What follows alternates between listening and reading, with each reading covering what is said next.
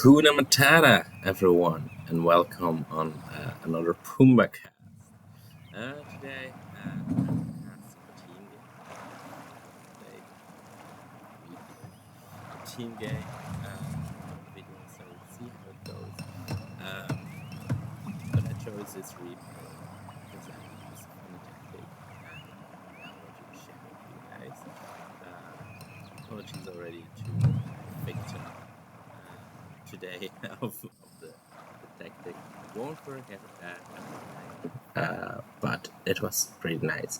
So we played a 3v3 on this beautiful Sana, I think it's called, and in my team I play together with Flurin, who plays with Erebor. Flurin is a really good player, very nice guy to play with.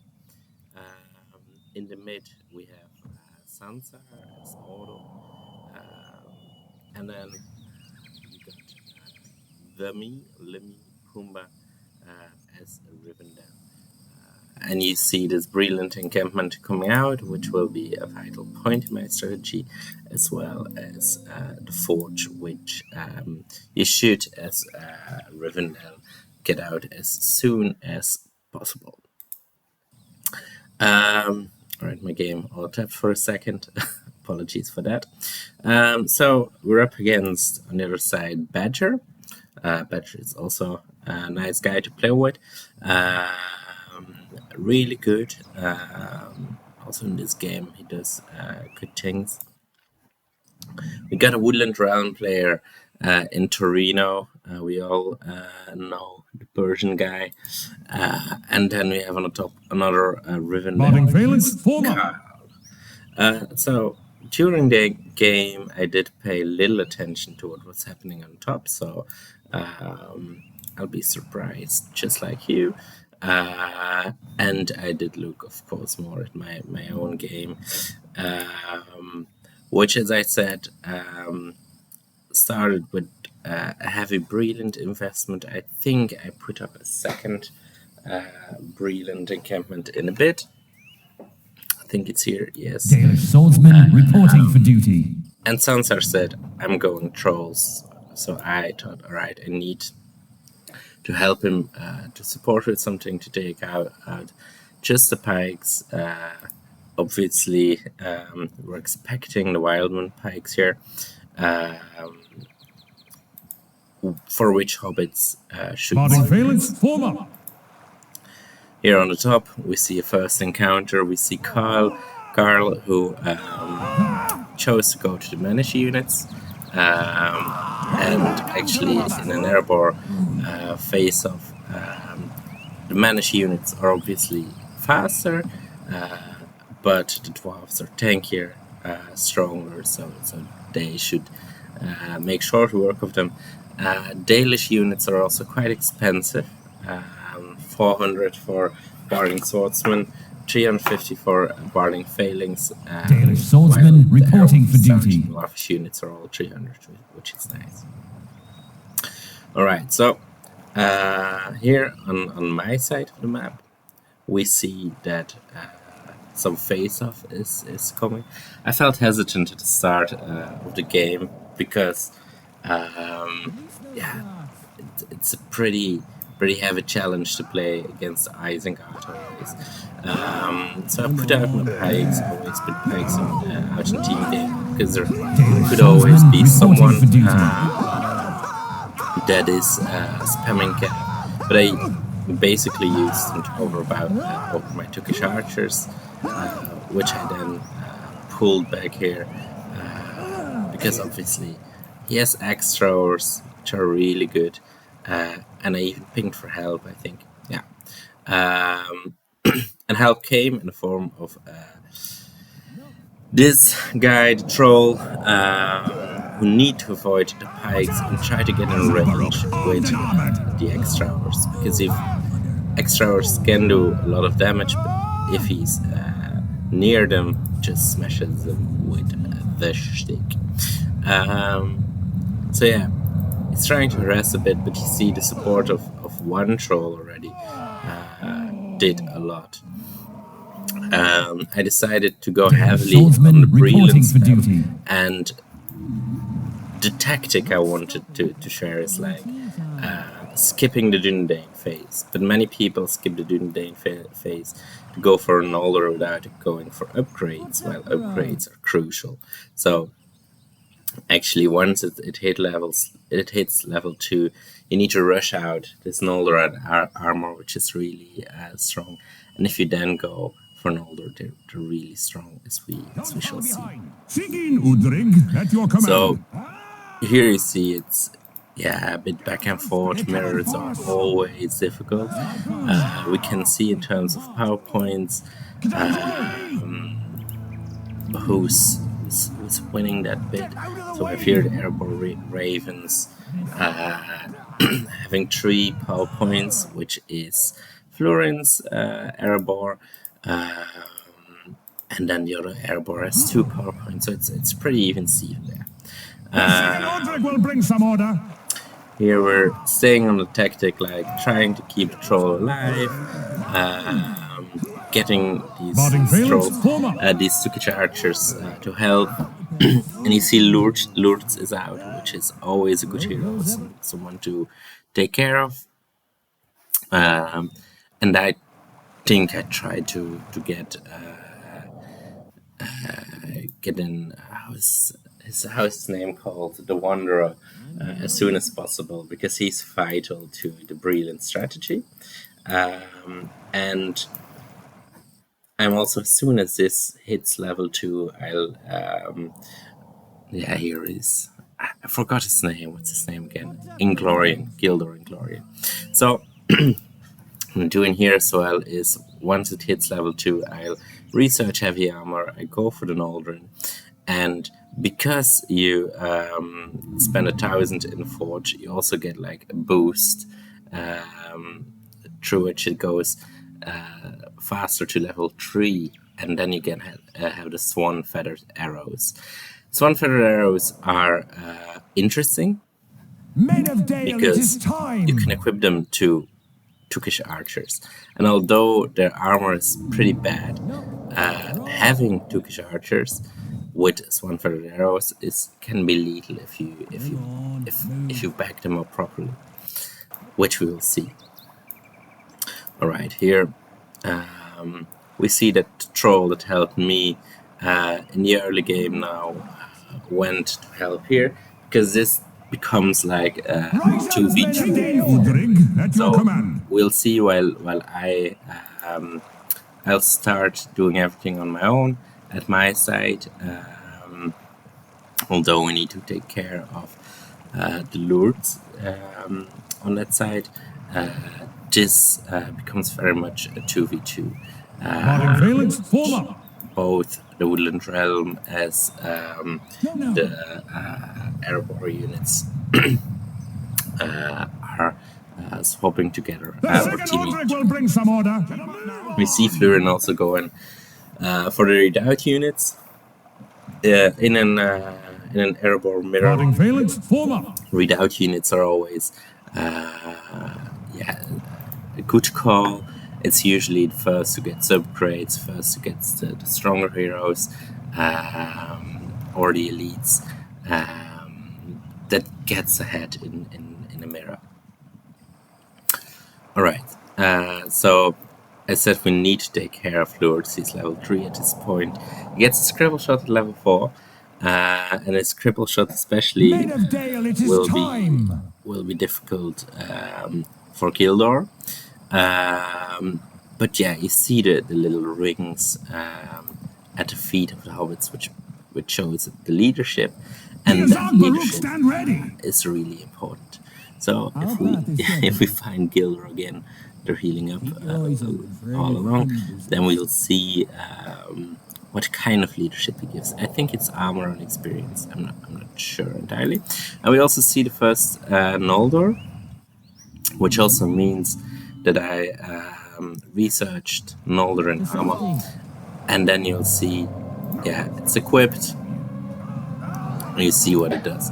So here is Gildor, gives damage, armor, and experience, which is really nice. It's fighting off Ugluk here,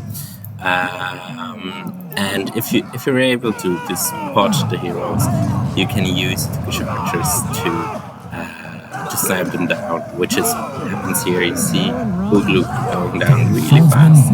Can't snipe him just in time. Tainted Land is popped, which is always sucks to fight on. So we retreat back and we go fight at our hero statue. I also have a couple of pikes because you never know when Charcoal comes out. And now you see this army of mainly Turkish archers, and then the Noldor is actually already really strong. Dalish swordsmen reporting for duty. It's a bit stalemate at this point. And you also see that at this point we have a level 3 forge. So this is actually the strategy I'm going for in this game, is not only researching heavy armor for the Noldor, but then going straight into these swan-feathered arrows for Turkish archers. And Turkish archers are very class cannon archers. I mean, their armor is not that good, but giving them swan-feathered arrows is like equipping a goblin with a bazooka or something. They come really strong with it, and they'll be able to snipe down heroes to use them. So you see the Noldorin are holding off the front line. I think I didn't lose Gildor in this game, so it should be around somewhere. And yeah, they're getting swan-feathered arrows. I couldn't help the Nazgul. Like, he was stunned, it's really good. But yeah, you see how much damage these swan-feathered arrows do to lords.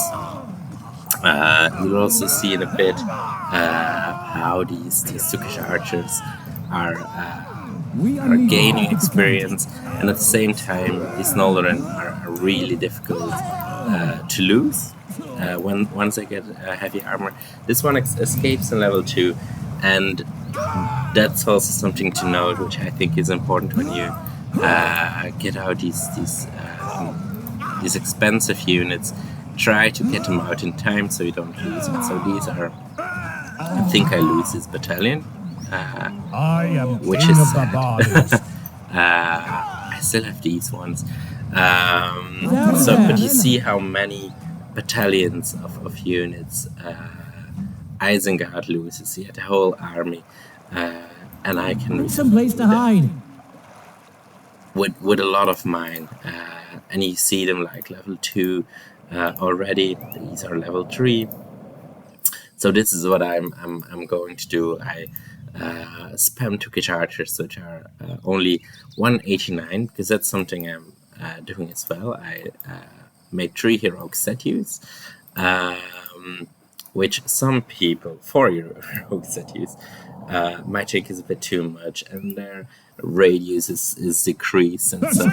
But heroic statues don't only are the vital part of giving like armor, experience, damage, and that kind of shenanigans, but they also give discounts to your units. So my Turkish archers are only 189, and then you get these Etiari and Makari are 672, which are still expensive. But especially for expensive units, the discounts are really worth it. So, yeah, once in a while we look at top to see what happens here. Interesting fight, actually. You see actually a similar tactic to what I'm doing down south, only it's here with 2 teams. Woodland Realm is making the units that are strong for them, which are the archers, and then you have to cover by more tanky airborne units. But they're losing this as well. So we got Moloch, you see the troll strategy in earnest. But this is something to be aware of. The Bjornings and Bjorn can be really difficult. Torino asks them to track back because it seems like it's going our way here already. Here I also on my side let's fight as well. So you see I hit tier 2, chose to get the terrain buff, which makes it and tier 2 but also tier 3. Gandalf, who obliterates the armor actually. Once you get Gandalf, it's quite important to have all his abilities popped. Also with the card here, and then it's difficult, like, what should we do now? I try to hunt down Lourdes. But Lourdes is rather a swift hero. And then you see here level 5 Turkish archers. So you see the strategy unfolding in earnest. I think I try to do the foe hammer to see what it does to buildings. I'm still not sure if it actually does damage to buildings. If anyone wants to comment it in the comments, it's really nice. Moving up down south, and yeah, I'm cleaning up here what I can, using the arches for units. Of course, we need to be beware of the mine launchers. I'm not sure if they actually do friendly fire as well, but they will help to keep my units at distance. And then we see here, the top mirror seems to be worn by Flurin as well. It's also its level 5 archers. I retreat here because I can't do much with the mine launchers. I think to take down the base, we actually need siege. Maybe the trolls could do. I'm keeping these Makari here because I forgotten my thing, but it can also be like by keeping units behind, you can prevent your opponent to track down your heroes and stuff. But you see that I do lose one level 4 battalion here, which is quite strong. But you also see healing up the rest of my army. I don't know if I purchased swordsman reporting for duty. Steel, Tangwar Scarred Blades, not yet. But I'm upgrading here because I thought maybe it's fun to also get the fats out for sure. Yeah, at this point, both sides are pretty pushed back. I think the Swanfeathers arrows on Turkish archers did a lot of damage to Badger's Isengard. Yeah, we have Torino tries to stretch it and to help out with Karl, but it's difficult. You got Greenwoods out, but yeah, this army is so strong. You got trolls and stuff. I think I asked for siege because an Isengard base with 9 launchers is really difficult to take down. With just, I mean, yeah, Rivendell has the Revelers, but they're difficult to use. So Sansar was going to make siege, and this is really the end game. You see the panic defenses. We got the catapults here. We got mine launchers here, fully upgraded. Yeah, also it's like the wisdom of Cornir upgrade. Dalish swordsman but also in reporting for terms of duty. power points. Oh, he has tier 3 as well, build me an army, because obviously I'm deleting his army all the time.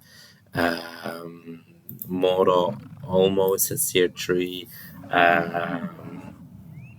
I actually am far away from tier 4, further away, I think, than I think I know, quicker. This should be Florence. So he's halfway to tier 4.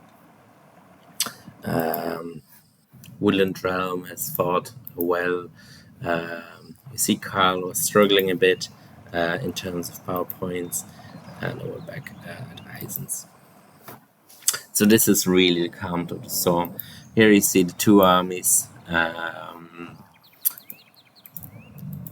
It's like the many trolls are difficult to focus down altogether, but if you run them into pikes, it's get really difficult.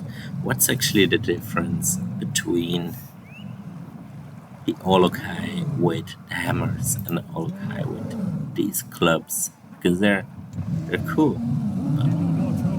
I think there are two variants of Olokai. There must have been two variants in the game. Alright, so the main thing with these Olokai is like, don't run them into spears. And actually you see that even spears didn't stop him first time. We hear Grunt, I think here. Grunt is coming out, yes. So Grunt comes out at this point. Here we have the Olokai who will do good damage to everything. The armies are mainly obliterated. Someone popped the weather ability, which was Flurin. And then you got, this is like this big clump. You got like a front row of Noldorin with heavy armor. Probably also, yes, the Tangwar inscribed blades at this point. They're really difficult to kill, so that they can do their job on the front line, and then you have this beautiful mass of Turkish archers. So there was no need to have done it down. We have one, which is Aragorn at the front. I think Gildor is still out there somewhere, and you see how they're just, we don't even have Elrond or Elgrond. We have the veterans of the last alliance who are not even gaining that many experience, and you see how strong, like none of these archers actually died, and they just did like good damage to all kind of units. They're actually stronger than them. So you see at this point they also had enough power points for the Tom Bombadil. I made the first one in this game. That's cool. So the first one to hit tier 4, something to be proud of. Actually don't know how to use them that well. You see, I think the mine launchers actually don't do friendly fire.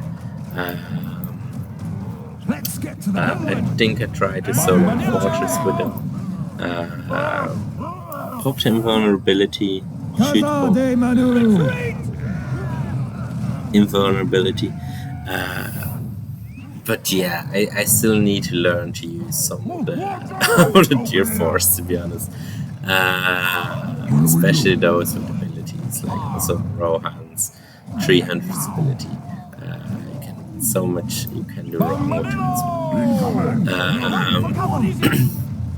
Grunt doing his thing. I think the dwarves here are already completely out. Rivendell's base is under siege, and what can you do against so many Olokais? I think actually, like, cast in the point of view of Sansar would be interesting as well. And I mean, it's something you can do once. I think Sansar here decided, like, enough of the Turkish archers. So that was my fun with Turkish archers, because now they're all gone. We have Gildor still running around at level 7. We have Aragon, we have Elrond. So it's a little bit different from your usual Rivendell game in which heroes are rushed, Dunedain are rushed, and usually people go too soon for their wee Noldors without giving them heavy armor. But if you research it first, it's really strong, and if you have upgraded Tookish archers, they can be lethal if they're not taken out properly. It could be a different game, of course, if someone made Cav, because then the Tookish archer clump would just be tasty. Anyway, I hope you enjoyed the cast, and see you later. Bye.